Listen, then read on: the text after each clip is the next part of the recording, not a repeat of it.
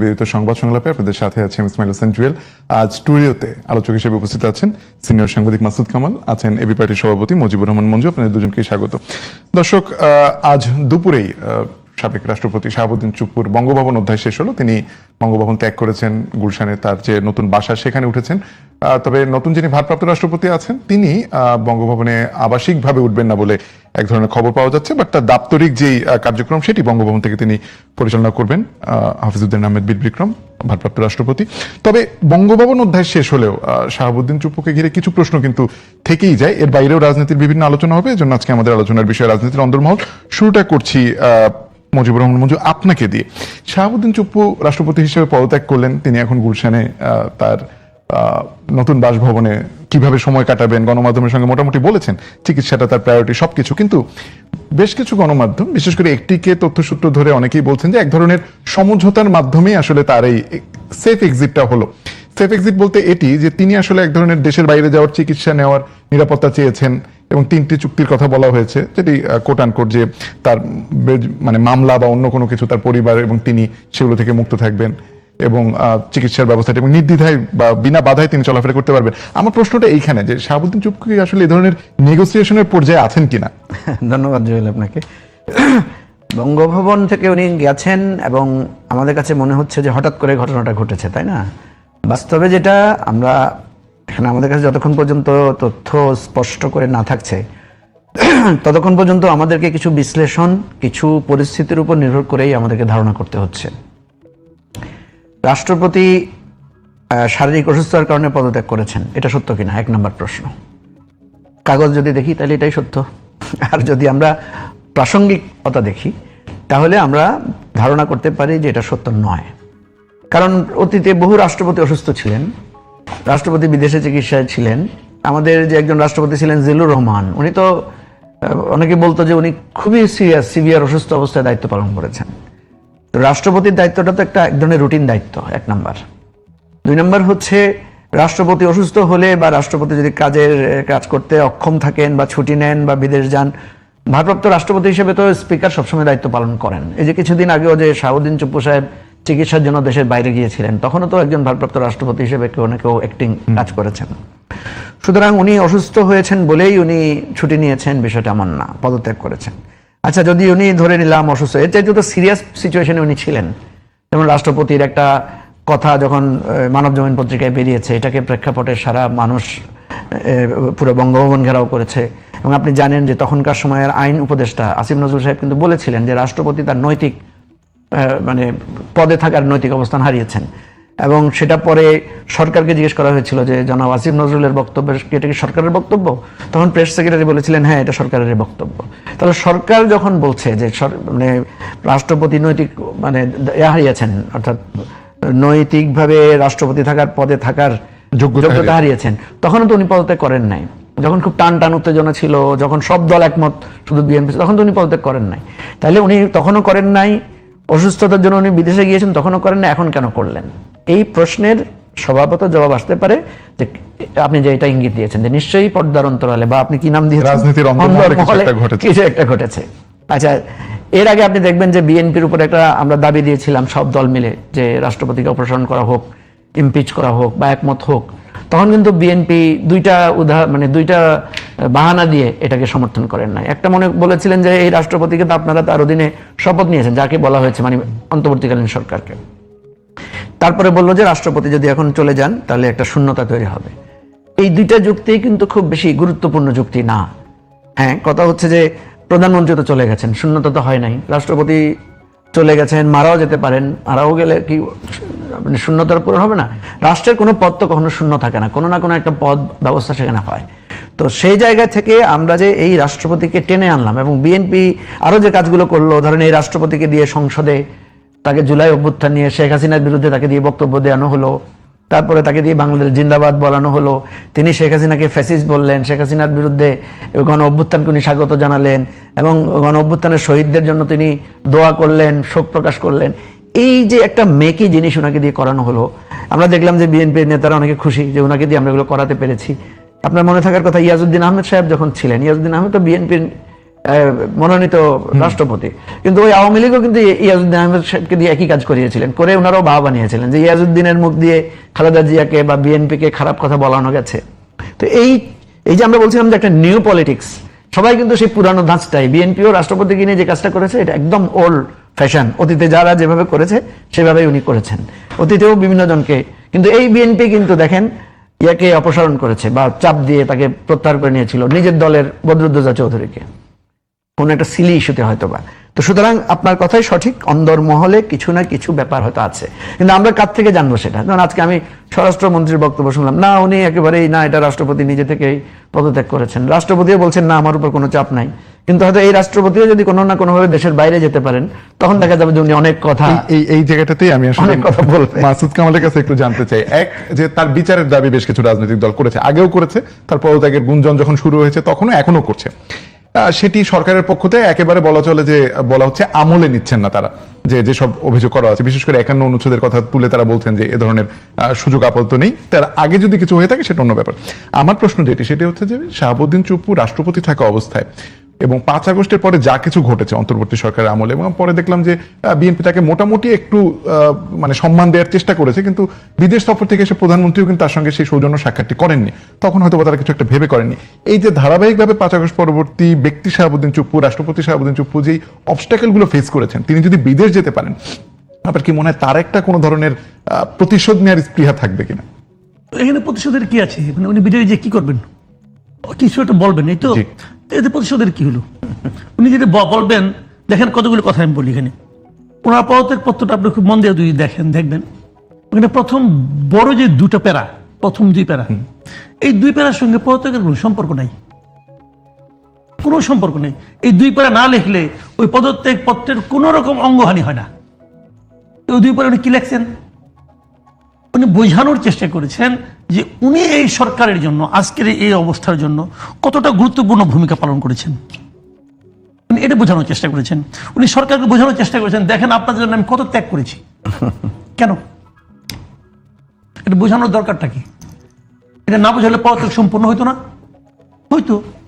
তাহলে এখানে ওনারও কিছু স্বার্থ আছে ভাই, এটা হলো দেওয়া নেওয়ার সম্পর্কটা। উনি যেন বিএনপিকে বলতে চাচ্ছেন যে দেখেন আমি আপনার জন্য এত কিছু করেছি, আপনি কি আমার জন্য কিছু করবেন না? হিসাবটা ভাই ক্লিয়ার। উনি কি কম করেছেন? এই লোকটা যে মনে প্রাণে আওয়ামী লীগের লোক, এতে কোনো সম্পর্ক সন্দেহ আছে? আমার প্রশ্নটা ওই কারণে, উনি কলেজ লাইফ থেকে কিন্তু আওয়ামী লীগ করেন, আওয়ামী লীগ করার কারণে উনি জীবন অনেক ক্ষতিগ্রস্ত হয়েছেন। এবং তার হচ্ছে বড় কথা, উনি কখনো ভেবেছিলেন উনি রাষ্ট্রপতি হবেন? হওয়ার আগে দিন তাও বলছেন লটারি পাওয়ার মতো রাষ্ট্রপতির পদ পেয়ে গেছেন। কার কাছ থেকে পাইছেন? আওয়ামী লীগের কাছ থেকে পাইছেন। তার প্রতি ওনার কৃতজ্ঞতা থাকার কথা না? কথা তো। সেইখানে থাইকা উনি যে সংসদে যে প্রথম ভাষণটা দিচ্ছেন, ওইটা পরে কেউ বুঝবে যে এটা আওয়ামী লীগের কোনো লোকের ভাষণ? বরঞ্চ বুঝবে এটা আওয়ামী বিরোধী কোনো বক্তব্য, আওয়ামী বিরোধী কোনো মানুষের ভাষণ। তিনি বলবেন যে আমাকে লিখে দেওয়া হয়েছে, আমি পড়ছি, সত্য লিখে দেওয়া হয়েছে। তো আপনি তো এই ভাষণটা দেওয়ার আগেই বলতেন তাহলে আমি ছেড়ে দেই।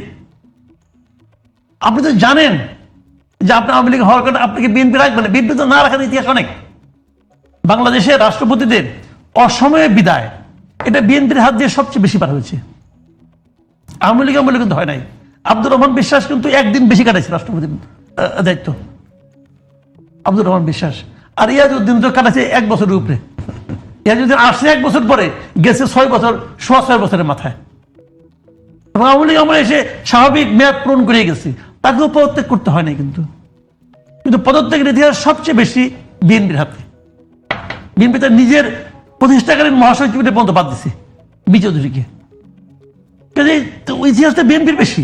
তো আপনি জানেন যে আমাকে রাখবে না, তাহলে আপনি আপনার যে ভাই মানুষের একটা আদর্শ, আমি কিন্তু কোনো আদর্শকে খারাপ করে দেখছি না, যার যেটা আদর্শ হতেই পারে, আপনার একটা পলিটিক্স তো থাকতেই পারে। আপনি সে পলিটিক্যাল আদর্শ থেকে বিচ্যুত হয়েছেন কেন? ব্যক্তি স্বার্থের জন্য, যাতে ওনার বিরুদ্ধে কোনো মামলা মোকদ্দমা না হয়, যাতে ওনাকে কোনো হয়রানি করা না হয়, এই তো আপনি করছেন। তো আপনি এখন নিজেকে অনেক কিছু বলতে পারেন যে আপনি খুব বীর, মহাবীর, অমুক তমুক, সবই ঠিক আছে, এগুলো কোনোটাই অস্বীকার করবো না যে সাংবিধানিক ধারাবাহিকতা রাখার জন্য এগুলো করছে। আমি মাঝখানে ফাঁক দিয়ে একটা কথা বলি, আমাদের আজকে দেশে রাজনৈতিক যত সংকট দেখেন না, এই জুলাই সনদ, অমুক সনদ, তমুক সনদ, এই সব কিছুর মূলে হলো ওই সাংবিধানিক ধারাবাহিকতা রক্ষা করার যে প্রচেষ্টা, সেটা আজকাল এই সমস্ত ক্রাইসিস কোনোটাই হইতো না যদি 8ই আগস্ট দায়িত্ব নেওয়ার পর সংবিধানটাকে স্থগিত করা হতো। এই সংবিধান স্থগিত, তখন আমরা আমাদের মতো করে কাজ করব, কিন্তু তারা করে নাই। তারা সংবিধানকে সমুন্নত রাখার চেষ্টা করছে, এবং যে সংবিধানকে তারা মানে না, সংবিধানকে সমুন্নত রাখার চেষ্টা করে প্রথম দিন থেকেই তারা সংবিধান লঙ্ঘন করতে থাকছে। এই জন্য একদিন তাদের ভুগতে হবে, একদিন না একদিন দেখে তাদের বিরুদ্ধে মামলা মোকদ্দমা হবে। কারণ আপনি সরাসরি বললেই পারতেন এটা আমরা মানি না, তাহলে তো এত ঝামেলা থাকে না। আপনি মানি বলে কিছু মানছেন, কিছু মানেন নাই। এটা এখনো তাই হচ্ছে, কিন্তু এখনো কিন্তু তাই হচ্ছে। এখনো যেন বিএনপি যত রকম বিরোধ করতেছে, মানে বিরোধী দলের সঙ্গে সংবিধানের দোহাইতে করতেছে। কারণ সংবিধানের দোহাইতে ওনারা কথা বলে, ওনারা কি সংবিধান পুরোটা মানে নাকি? মানে না তো। এটাই চলছে দেশে এখন। যাই হোক, আমি রাষ্ট্রপতি প্রসঙ্গে আসি। কাজেই উনার যেটা হয়েছে, উনি আসলে এক ধরনের আন্ডারস্ট্যান্ডিং এর মাধ্যমে গেছেন, এবং আগামী দিনগুলিতেও উনি আন্ডারস্ট্যান্ডিং এর মাধ্যমে যাবেন। উনি বিদেশ যাবেন, আপনি নিশ্চিত থাকেন 1 মাসের মধ্যে উনি বিদেশ যাবেন। উনি কিন্তু একটা কথা লিখেছেন যে আমার এই এই রোগ আছে, এই রোগ আছে। শেষ লাইনটা কি জানেন? আমার দীর্ঘমেয়াদী চিকিৎসার প্রয়োজন। যদি আপনার চিকিৎসার প্রয়োজন হয়, আমি যদি বুঝি যে আমি রাষ্ট্রপতি পদে আছি, আমার চিকিৎসার প্রয়োজন, তাহলে আমি বলবো আমার চিকিৎসা শেষ না হওয়া পর্যন্ত আমি থাকতে চাই। কারণ এখানে তো ফ্রি চিকিৎসা এবং সর্বোচ্চ চিকিৎসা। যার দীর্ঘমেয়াদী চিকিৎসার প্রয়োজন, সে কেন এই সুযোগটা হারিয়ে তার বাসায় যেয়ে উঠবে? খেয়াল করার জিনিসটা, উনি তো বিদেশে চিকিৎসা করতে যাবেন। বিদেশি চিকিৎসা তো এক্সপেন্সিভ, লন্ডন যান অথবা সিঙ্গাপুর যান, কোথেকে? তাহলে এটা থাকাটা তো নিরাপদ ছিল, কিন্তু আমি মনে করি। কিন্তু তারপর উনি গেছেন, কারণ এখানে দুটো জিনিস আছে। একটা হলো বিদেশ যাওয়ার ভিসাটা করে রাখলেন, এই দীর্ঘমেয়াদী চিকিৎসা প্রয়োজন, এটা কিন্তু ভিসা একটা, তাই বিদেশে এখন যাবো। আর এমনিও তো উনি ডিপ্লোম্যাটিক পাসপোর্ট ইউজ করতে পারবেন বাকি সারা জীবন, আইন অনুযায়ী পারবেন। কাজে ওনার অন্য কোনো সমস্যাও হবে না, এবং এর পাশাপাশি সরকার তাকে বাধা দিবে না, উনি যাবেন। এবং এই ইকুয়েশনে উনি এটা ছেড়েছেন। মুখে যে যাই বলুক ভাই, মানে আমাদের দেশে রাজনীতি তো মিথ্যা বলে একটা আর্ট, তাই না?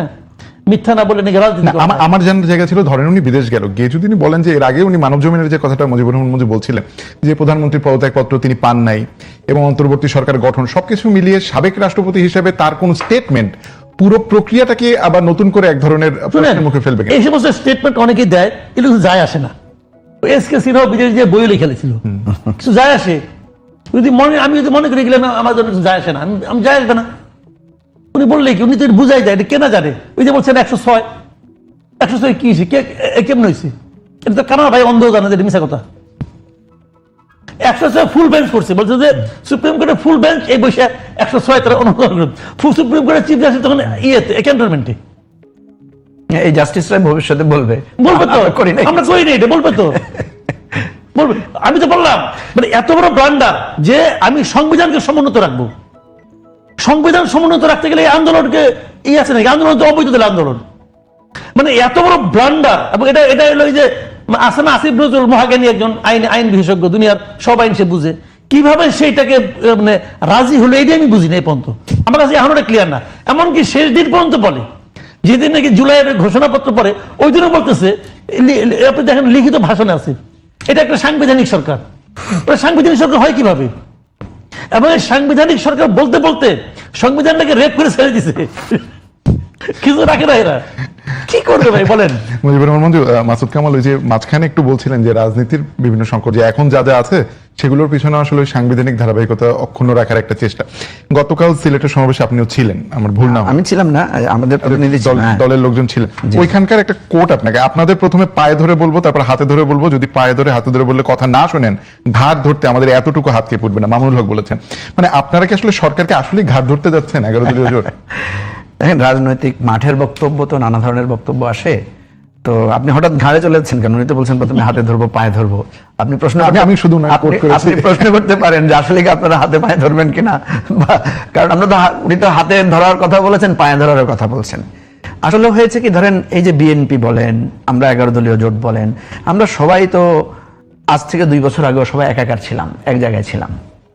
তো এখন যখন একটা পরিবর্তন হয়েছে, সবাই যখন এখন নিজেদের মধ্যে প্রতিদ্বন্দ্বিতা, তখন এটা তো খুবই স্বাভাবিক ব্যাপার। ধরুন আমরা 3 জন এখন এক জায়গায় আছি, যখন নিজেদের মধ্যে প্রতিদ্বন্দ্বিতা আসবে, তখন তো নিজেদের মধ্যে আমরা একজন আরেকজনকে চেক দিয়ে কথা বলবো।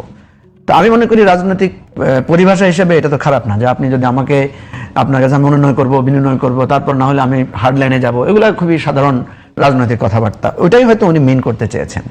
এখন ধরেন সরকারের ঘাট ধরার প্রশ্নটা কেন আসবে, সরকারের সাথে হার্ড লাইনে যাওয়ার বিষয়টা আসবে কেন? সরকারের কাছে আসলে আমাদের দাবিটাই কি? এটা কি কোনো স্বার্থগত দাবি? স্বার্থগত তো কোনো দাবি না। 11 দলের জোটটার মূল থিমটাই হচ্ছে যে জুলাই সনদ বাস্তবায়ন এবং গণভোটের রায়ের মাধ্যমে, এটাই। এখন এটা যদি বিএনপি না মানে, বিএনপি কেন এটা মানছে না? বিএনপি বলছে যে আমরা ম্যান্ডেট পেয়েছি এবং আমাদের ম্যান্ডেটের আগেই আমরা বলেছি যে আমরা যেগুলোতে নোট অফ ডিসেন্ট দিয়েছি আমরা সেভাবে করব। এই তো আমাদের বক্তব্য হচ্ছে ঠিক আছে, তো আপনারা নোট অফ ডিসেন্ট দিয়েছেন, নোট অফ ডিসেন্টটা কিসে কিসে দিয়েছেন আপনি যদি বলেন? দেখেন, আমি যদি শুধু কয়েকটা বলি, নোট অফ ডিসেন্ট দিয়েছেন ওনারা কিসে?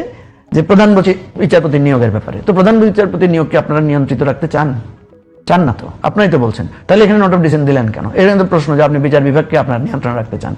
নোট অফ ডিসেন্ট দিয়েছেন কিসে? তত্ত্বাবধায়ক সরকার প্রবর্তনের একটা স্তরে গিয়ে। তো কেন দিলেন? আপনার কি চান না তত্ত্বাবধায়ক সরকার স্বাধীনভাবে কাজ করুক, নিরপেক্ষ থাকুক? বলছেন তো চান, তাহলে এখানে নোট অফ ডিসেন্ট দিলেন কেন? 3 নম্বরে হচ্ছে নোট অফ ডিসেন্ট দিয়েছে কিসে? দুদক নিয়োগের ক্ষেত্রে, পিএসসি নিয়োগের ক্ষেত্রে, এই সমস্ত ক্ষেত্রে। তো আপনাকে দুদক আপনাদের পছন্দসই লোক দিতে চান? তো আমরা তো বলছি না যে আমাদের পছন্দসই লোক, আমরা বলছি দুদকটাকে সবার পছন্দসই একজন লোককে দেন। তো এই জায়গাগুলো আসলে বলেন আপনি, এগুলাই তো গণভোটে দেওয়া হয়েছিল। জনগণ বলছে যে না, আমরা এটা চাই, আমরা চাই দুদক স্বাধীন থাকুক, আমরা চাই বিচার বিভাগ স্বাধীন থাকুক। এটা তো বিএনপির সাথে এই জায়গাতেই তো আমাদের অসুবিধা। তো এই জায়গায় অসুবিধা, এটা তো আমাদের রাজনীতির পথ, আমরা এটা নিয়ে তো সংগ্রাম করবোই। কারণ আমরা যদি না করি, মানুষও তো আমাদেরকে বলবে যে আপনারা তো ঠিক বিএনপির কথার মধ্যে নতি স্বীকার করে ফেললেন। সুতরাং এখানে এই প্রশ্নটা আসবে, আলটিমেটলি রায়টা চলে যাবে কাছে, জনগণের কাছে। কারণ আমরা জনগণের ভোট নিয়েই এটা বলেছি এবং জনগণের পক্ষ থেকে আমরা বলছি যে এটা করেন। এটা নিয়ে অন্য কোনো বড় ধরনের ঝামেলা হওয়ার কথা না। এই রাজনৈতিক আর্গুমেন্টটা পার্লামেন্টে যদি হয়ে যায় ভালো, পার্লামেন্টে না হলে রাজপথে আলোচনা হবে। আর দ্বিতীয় যে জিনিসটা, সেটা হচ্ছে বিএনপি যদি সুশাসন দিতে পারে, মানে আমরা যেটা বলি না, এটা আমার বক্তব্য আর কি। ধরেন ওই যে মানুষ বলে না যে ওই যে একটা সেই বিখ্যাত রফিক আজাদের কবিতা, যে ভাত দে হারামজাদা নাইলে মানচিত্র খাবো।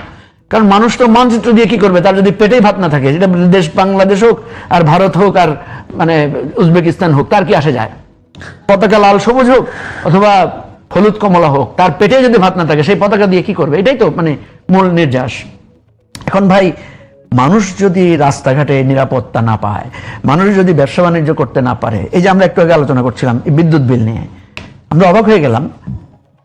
আমি আমার একটা সমস্যার কথা মাসুদ কামাল ভাইকে বলছিলাম, আমি লজ্জা নিয়ে বলতেছিলাম, আজকে আমার সকালে দেখি হঠাৎ কারেন্ট নাই, মানে আমার লাইন কেটে দিয়েছে বিদ্যুৎ বিলের জন্য।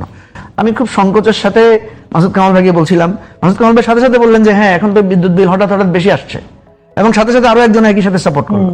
তো বলেন দেখি, বিদ্যুতের বিল যেভাবে বাড়ছে, তেলের দাম যেভাবে বাড়ছে, গাড়িওয়ালারা গাড়ি চালাতে পারছে না, গ্যাস সংকটে রান্না বান্না বন্ধ হয়ে যাচ্ছে, তারপর সিএনজি স্টেশন অনেকগুলো নাকি বন্ধ হয়ে গেছে। ব্যবসায়ীদের এই যে গত 2 বছরের ব্যবসায়ীদের যে সংকট, গত 5 মাসে কোনো চেঞ্জ আছে? নাই। এটা হয়তো 5 মাস, 6 মাস, 7 মাস দেখা যায়। 8 মাসের দিন তো যাই ভাই, মানুষ আর খাতির করবে না, বলবো যে তোমাদের জুলাই মুলাই বাদ দাও, আর জুলাই শুনতে ইচ্ছা করতেছে না, এগুলাই তো বলবে মানুষ। তো তখন আমাদের জুলাই সনদ বাস্তবায়ন হইলেই কি আর না হইলেই কি? আর যদি জুলাই সনদ ধরেন করলো না, কিন্তু মানুষ সুফল পাইল, ধরেন মানুষ থানায় যাচ্ছে, মামলা নিচ্ছে, কোর্টে যাচ্ছে, হয়রানি হচ্ছে না, মানুষ নিজের দ্রব্যমূল্য সঠিকভাবে নিতে পারছে, রাস্তাঘাটে জ্যাম নাই, তখন তো মানুষ আমাদের কথা শুনবে না। মানুষ বলবে যে ভাই ঠিক আছে, জুলাই সনদ 2-4 দিন পরে বাস্তবায়ন হোক, আমরা তো ভালো আছি।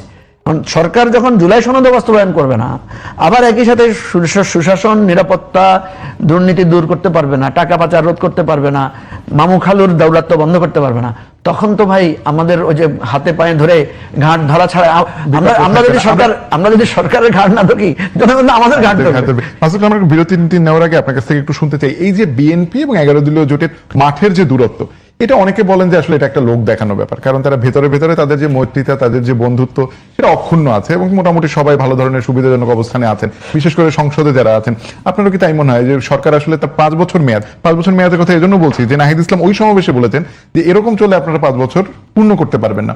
তাহলে কি 5 বছর পূর্ণ করার স্বার্থে বিএনপি আসলে বিরোধী জোটকে যে ধরনের সুবিধাজনক জায়গা দেওয়া দরকার সেটি দিয়েই চলতে থাকবে? যেখানে একটা জিনিস হলো কি, যে আপনি যেটা বললেন যে এটা কি লোক দেখানো কিনা, আমরা আসলে কি চাই? আমরা কি চাই যে সরকারি দল বিরোধী দল ডেইলি দাও কোরআন নিয়ে মারামারি করুক? নিশ্চয়ই না, করতে আমরা চাই না। সরকারি দলে কি আছে এটা আমার জানার কোনো আগ্রহ নেই, বিরোধী দলে কি আছে এটা নিয়ে আমার জানার কোনো আগ্রহ নেই। আমার আগ্রহ হলো আমার জীবন কিরকম চলতেছে এটা নিয়ে। খেয়াল করেন, যখন নাকি আমার জীবন ভালো না চলে তখন আমি দায়ী করবো কাকে? সরকারকে। তখন আমার বিরোধী দলের কাছে কি মানে চাওয়া হবে? আমার চাওয়া হবে যে আমার কষ্টের কথা আপনার মুখ দিয়ে উচ্চারিত হোক। আমি কিন্তু বিরোধী দলের কাছে আর কিছু চাই না। আমি সরকারের কাছে কি চাই? যে আমার জীবনযাপন যেন সহজ হয়। আপনার কাছে আমার প্রার্থনা না যে আপনার বাসায় যায় বাজার করে দিয়ে আসেন, এটা আমি চাই না। আমার ইনকাম আমিই করব, আমার বাজারটা আমিই করব, আপনি আমাকে ডিস্টার্ব করেন না। এটা সরকারের কাছে আমার প্রার্থনা। আর বিরোধী দলের কাছে প্রার্থনা, যদি সরকার আমার চাহিদা না মেটায়, আমার কথাটা আপনি বলেন আমার হয়ে, এখন আমার কথা কেউ শুনবে না। আমি তো পাবলিক, আমার কণ্ঠস্বর তো আমার ঘরের বাইরে যায় না। তো আমার কথাটা আপনি আমার হয়ে বলেন, এটা আমরা চাই। তো বিরোধী দলের কাছে আমি এটাই চাই। আমি চাই না বিরোধী দল দাও করার নিয়ে যে মারামারি আরম্ভ করে গাছ খাই। তাহলে আমাদের তো দেশ চলবে কেমন? সারাদিন খেলে মারামারি দেখবো আমরা, আর জনগণ আমরা রেফারি হয়ে খেলে বাসি পুদুমু। এটা তো আমাদের চাইতে না, আমার রেফারি হওয়ার কোনো আগ্রহ নাই। আপনারা করেন, কিন্তু দেশটা ঠিক মতো চালান। জনগণের কথাগুলি বিরোধী দল বলুক, এটা আমরা কিন্তু চাই। যে কথাটা মঞ্জু ভাই বলেন, এটা কিন্তু একটা মারাত্মক কথা। আমি কিন্তু বিরোধী দলের সব কথা কাজ পছন্দ করি না। তারা কি নিয়ে আলোচনা না করে, এর আলোচনা বিরোধী দল হলো আমার এই বিদ্যুৎ বিল নিয়ে, এর আলোচনা হলো আমার দ্রব্যমূল্য নিয়ে। তেল গ্যাস দ্রব্যমূল্য কিন্তু ভয়ঙ্কর অবস্থা, বাজার সবাই করেন ভাই, টের পান তো, ভয়ঙ্কর অবস্থা। তো আমি এইগুলো নিয়ে আলোচনা চাই তাদের কাছ থেকে। তারা আলোচনা করছে জুলাই সনদ দিয়ে, তাও আলোচনা লোক শুনবে কেন জানেন? আমি বলি আপনাকে, আমি কারণটা বলি। দেখেন, আমরা আজকে আমাকে একজন দোকানদার বলতেছে ভাই জিনিসপত্র আমার এখানে, আমার এলাকায় অনেক মেস টেস আছে আর কি, তারা বলতেছে আমার এখানে অনেক লোক না ওই মাসেরটা নিয়ে যায়, বাকিতে নেয়, মুদির দোকান আর কি, সবই পাওয়া যায় তার এখানে, তেল চাল ডাল আলু পেঁয়াজ সব পাওয়া যায়, গ্রোসারি। হ্যাঁ গ্রোসারি দোকান আর কি। তো ওই মাস শেষে একবার দেয়। ওই লোকে এখন আমি বললাম আপনার সমস্যাটা কি? দাম বেশি হলে আপনার লাভ বেশি হবে। ওই কি ভাই লাভ তো বেশি হলে, বিক্রি বেশি হলে পারচেজ ক্যাপাসিটি আমার তো বিক্রি কমে গেছে, লোকজন তো কিনতে পারতেছে না। দেখেন এর আফটার ইফেক্টটা কি? মানুষ কম খাবে, মানুষ কম খেলে মানুষের আয়ু কমে যাবে, মানুষের জীবন কঠিন হয়ে যাবে। বাস্তবতা কিন্তু এটা আপনি একদিনে বুঝবেন না, কিন্তু আস্তে আস্তে বুঝবেন। তো এই সমস্যাগুলির মধ্যে কিন্তু আমরা পড়তেছি, এই কথাগুলি কে বলবে? এখন আমি আপনাকে বলি, শুনেন, একটা সিম্পল কথা বলি। শেখ হাসিনা চলে গেছে না, হয়তো শেখ হাসিনা এমন একটা মানে আপনার দুঃসময়ের শুরুটা করে দিয়ে গেছে, যার ধারাবাহিকতা এখন চলতেছে, হতে পারে, কিন্তু আমি অস্বীকার করছি না। কিন্তু মানুষ কিন্তু অত বুঝে না। মানুষ বুঝে শেখ হাসিনার সময় থেকে আমি এখন ভালো আছি কিনা। মানুষ কিন্তু কম্পেয়ার করবে যে ইউনূস সাহেব যদি শেখ হাসিনার চেয়ে ভালো চালাতে পারতেন, তাহলে লোক কিন্তু শেখ হাসিনাকেই ভুলে যেত এবং ওটাকে খারাপ মনে করতো। কিন্তু উনি তো ভালো চালাতে পারেন নাই। আবার এখন ঠিক আছে, তখন আমরা মানছি অন্তর্বর্তীকালীন সরকার, তাদের কোনো লং টার্ম গোল নাই, ঠিক আছে, তারা যেমন জুয়া চালাচ্ছে চালাক, সমস্যা নাই, যে কদিন গেছে 1.5 বছর। কিন্তু এটা 5 বছর থাকবে, যদিও 5 মাস হয়েছে, কিন্তু আমরা তো 5 বছরের নমুনাটা দেখতে চাইবো। নমুনা কি দেখতে পাচ্ছি? এই প্রশ্নটা কিন্তু মানুষ অলরেডি বলা শুরু করছে। আমার কাছে আজকে অনেকে বলা শুরু করছে যে আপনারা কি করতেছেন, আপনাকে তার যে ভালো চালাচ্ছেন। যখন আপনি ভালো না চালাবেন, তখন কিন্তু আপনার নামে যদি অন্য একজন কেউ একটা অপ্রয়োজনীয় বদনাম করে, আমি তাও শুনবো। যদি আপনি ভালো চালাতে না পারেন, জুলাই আন্দোলনে আলাপ করবো, আমি শুনবো। অমুক আন্দোলনে আলাপ করবো, আমি শুনবো। আপনাকে বলবো আপনি প্রচারণা করছেন, আমরা এটাও শুনবো। তার মূল জায়গাটা কোথায়? আপনি আমার মূল চাহিদাটা মেটাতে পারেন নাই, ওইটা মিটান, কোনো সমস্যা নাই। এখানে একটা মন্তব্য শুনে আজকে মির্জা ফখরুল ইসলাম আলমগীর বলেছেন যে সরকারের মাত্র 5 মাসেই দেশের নানা ধরনের কথা শুরু হয়েছে। এগুলো থাইরতির আগে যে জায়গায় আলোচনা করছিলাম, যেহেতু রাজনীতির অন্দরমহল, একটা বিষয় নিশ্চয়ই আপনারাও খেয়াল করেছেন, রাজনীতিতে নতুন একটা ঘরানা তৈরির ইঙ্গিত পাওয়া যাচ্ছে। সেটা হচ্ছে কওমিপন্থী যে 7টি দল, তাদেরকে নিয়ে হেফাজতের আমির বসছিলেন, এবং এটি আসলে এখন পর্যন্ত কোনো মানে চূড়ান্ত সিদ্ধান্তে পৌঁছায়নি। কিন্তু 11 দলীয় জোট থেকে সম্ভবত এই পন্থী একটা দল এরই মধ্যে বের হয়ে গেছেন। মামুনুল হক এখনো আছেন, কালকের সমাবেশেও ছিলেন। আপনাদের কি মনে হয় জোটে এ নিয়ে কোনো আলোচনা চলছে কিনা, বা এটির উদ্দেশ্য কি রাজনৈতিক নাকি শুধুমাত্র আসলে ধর্মভিত্তিক? কওমিপন্থী দলগুলোর মধ্যে তো নিজেদের মধ্যে একটা সিমিলারিটিজ আছে। ইতিমধ্যে আমরা দেখেছি যে ওনাদের মধ্যে ওনারা বলেছেন যে কওমি ধারার লোকেরা, যে কওমিপন্থীরা একসময় রাজনীতির বিরুদ্ধে ছিলেন, রাজনীতিটাকে তারা বৈধ মনে করতেন না, ওটাকে দুনিয়াবি কাজ মনে করতেন, দ্বীনের সাথে এটার একটা কনফ্লিক্ট আছে এটা মনে করতেন। পরে হাফেজি হুজুর যখন প্রথম মানে রাজনীতিকে বৈধ বলে রাজনীতিতে অংশগ্রহণ করলেন, নির্বাচনে আসলেন, ক্রমান্বয়ে দেখা গেছে কওমি ধারার লোকেরা আস্তে আস্তে বিভিন্ন রাজনৈতিক দল আকারে আসছেন। তো এখন বাংলাদেশে হেফাজত ইসলাম নামে যে সংগঠনটা আছে, এইটা বেসিক্যালি আলেম ওলামাদের একটা নন পলিটিক্যাল অ্যালায়েন্স। এই নন পলিটিক্যাল অ্যালায়েন্সের মধ্যে ওই যে আপনি যেটা বললেন 7টা দল আছে যারা রাজনৈতিক ভাবে আলাদা আলাদা তাদের দল আছে, মানে ভোটের রাজনীতি করে তারা। ভোটের রাজনীতি করে, দল নামেই করে। যেমন খেলাফত নামে দুইটা দল আছে, খেলাফত মজলিস, বাংলাদেশ খেলাফত মজলিস এবং খেলাফত মজলিস। তারপরে আপনার জমিয়ত উলামা ইসলাম নামে একাধিক দল আছে, তারপরে খেলাফত আন্দোলন নামে একাধিক দল আছে, আর ওই যে চরমনায় পীর সাহেবের যে দল, বাংলাদেশ ইসলামী আন্দোলন, ওরা একটা দল আছে। এরকম মোট 7টা দল আছে। তো এই দলগুলোর মধ্যে আমরা দেখেছি যে কেউ বিএনপির সাথে জোটে গিয়েছেন, কেউ জামাতের, মানে জামাতের যে 11 দল, এটা কিন্তু আসলে জোট না, এটা হচ্ছে একটা নির্বাচনী ঐক্য। আপনি দেখবেন এটা জোট বলে অনেকে, কিন্তু এটা আসলে জোট না। জোট বলতে কিন্তু এক ধরনের, যেমন বিএনপিরও তো জোট না, বিএনপি কোনো জোট করেছে কিন্তু নির্বাচনী ঐক্য না আসলে, এটা নির্বাচনী ঐক্যও না, সেটা হচ্ছে এক ধরনের সমঝোতা। এখানেও এটা একটা নির্বাচনী সমঝোতা। যেমন আমি আমার আসনে আমি আমার মার্কা নিয়ে ইলেকশন করেছি, কিন্তু অন্য দলগুলো তাদের প্রার্থিতা প্রত্যাহার করেছে। আবার অন্য জায়গায় আমি আমার প্রার্থিতা প্রত্যাহার করেছি আমাদের দলের, আমরা অন্য দলকে পক্ষে কাজ করেছি। এইভাবে একটা সমঝোতা হয়েছে এবং এটার কোনো নির্দিষ্ট মূলনীতি, নির্দিষ্ট কোনো ডিক্লারেশন, নির্দিষ্ট কোনো গোল কিছুই আপনি দেখবেন নাই। এখন এটা এক্সটেন্ডেড ওয়েতে এক ধরনের চলছে, সেটা হচ্ছে জুলাই সনদ বাস্তবায়ন এবং গণভোটের রায় বাস্তবায়নকে কেন্দ্র করে আমরা একটা আন্দোলন করছি। এটাও থাকতো না যদি বিএনপি এই জায়গাটায় মানে একটা স্ট্রং পজিশন নিয়ে নিজেরা যদি এগুলো অ্যাসিওর করতো, তাহলে হয়তো এই আন্দোলনটা এভাবে হতো না। এনিওয়ে, আপনি যেটা প্রশ্ন তুলেছেন যে হেফাজতে ইসলাম, আমি আলাপ করেছি যারা ওই দিন মিটিংয়ে গিয়েছিলেন তাদের সাথে, যে আপনারা আসলে কি মানে সব দল থেকে বেরিয়ে একটা জায়গায় যাচ্ছেন। ওনারা বলছেন যে না, এটা আমাদের সিদ্ধান্ত হয়েছে যে আপনারা কিভাবে ওখান থেকে বেরিয়ে আসবেন, এটার উপর ওনারা একটা রিটেন সবাইকে মতামত দিতে বলেছেন। খেলাফত মজলিস যে অংশটা, আহমদ আব্দুল কাদেরের নেতৃত্বাধীন, আব্দুল বাসিত আজাদ ওনাদের নেতৃত্বে ওনারা যারা গিয়েছেন, ওনারা বলছেন যে আমরা অ্যাকচুয়ালি জোট ত্যাগ করা বা ঐক্য থেকে বেরিয়ে আসা এ ধরনের কোনো বিষয় না। আমরা বলেছি যে আমরা এখন থেকে নিজেরা আলাদা আন্দোলন করব। এই যে দাবিগুলো আছে এগুলো নিয়ে আমরা নিজেরা আন্দোলন করবো, আমরা 11 দলের আন্দোলনে একসাথে যাব না।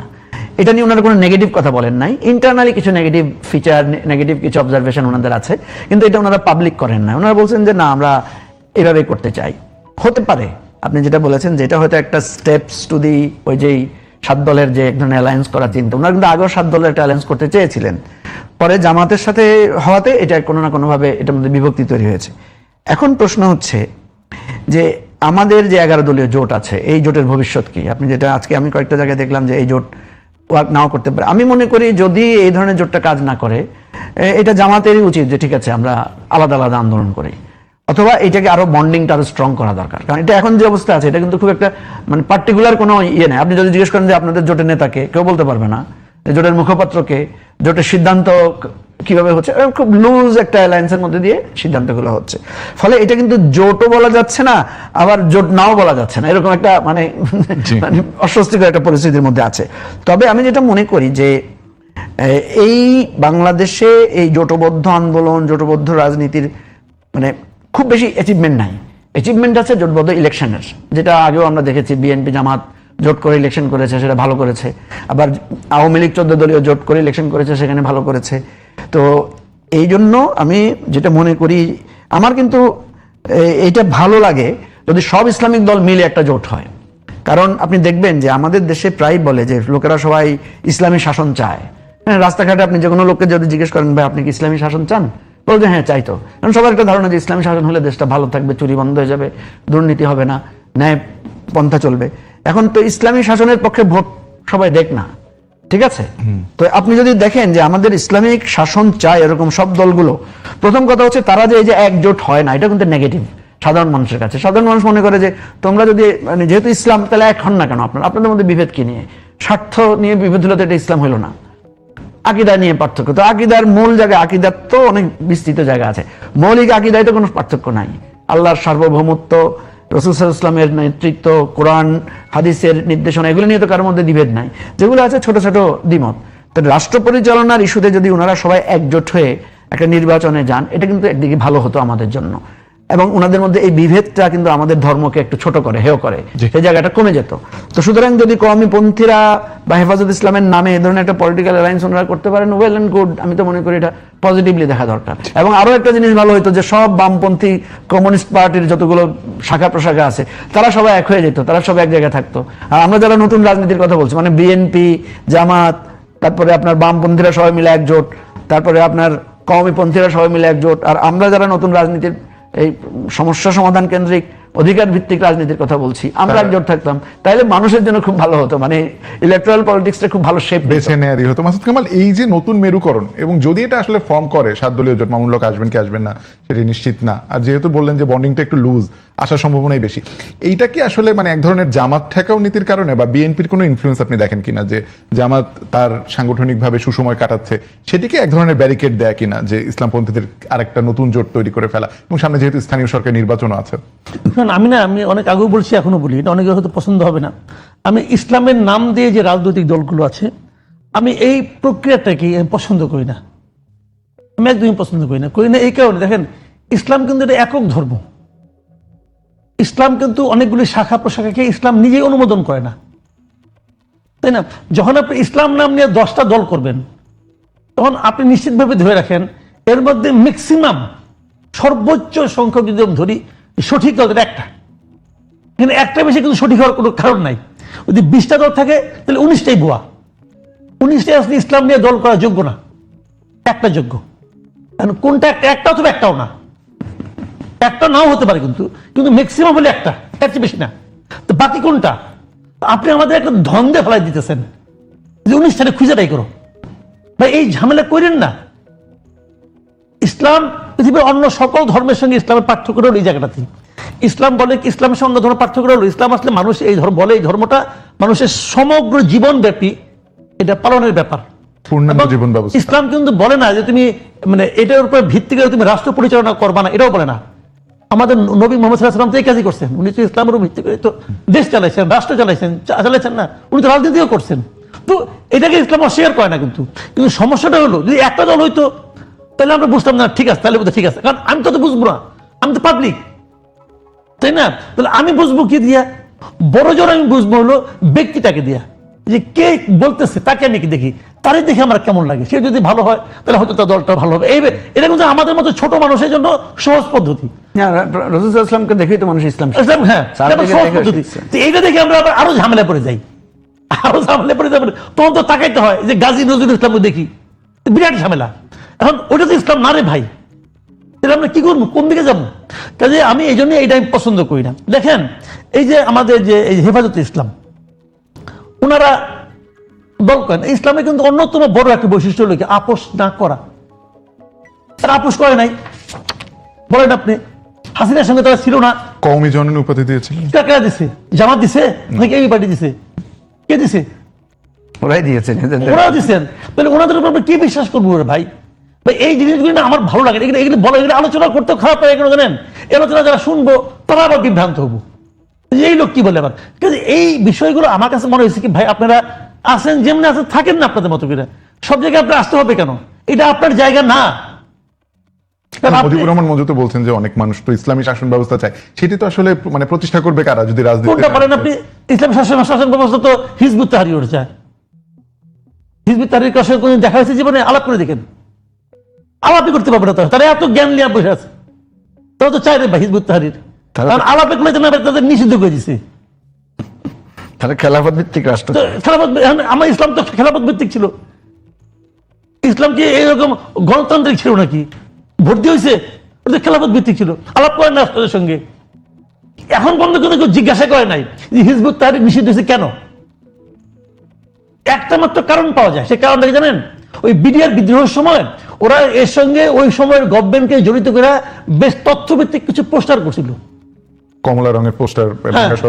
ওই পোস্টার আমার ধারণা ওইটা ছাড়া আর কোনো কারণ আমি এখন দেখি নাই। ওদের সঙ্গে বসে না, আলাপ করেন না, দেখি কে কথা ইসলাম বোঝেন, আলাপ করেন। তো এইগুলি বলে লাভ নেই রে ভাই। শুনেন, আপনি আমার সঙ্গে তর্কে জিততেই পারেন যদি আপনার জ্ঞান বেশি থাকে। আমি সৎ লোক ধরলাম, আপনি ধরেন অসৎ লোক, কিন্তু আপনার জ্ঞানটা বেশি। ক্লাস 5-এর একটা ছাত্র যত মেধাবী হোক, তো আমাদের ধর্মীয় জ্ঞান তো ক্লাস 5-এর চেয়েও কম। সবাই তো আর ধর্মীয় পণ্ডিত হয়ে আমাদের নামাজ পড়ে না, আমরা তো আমাদের বিশ্বাস থেকে নামাজটা পড়ি।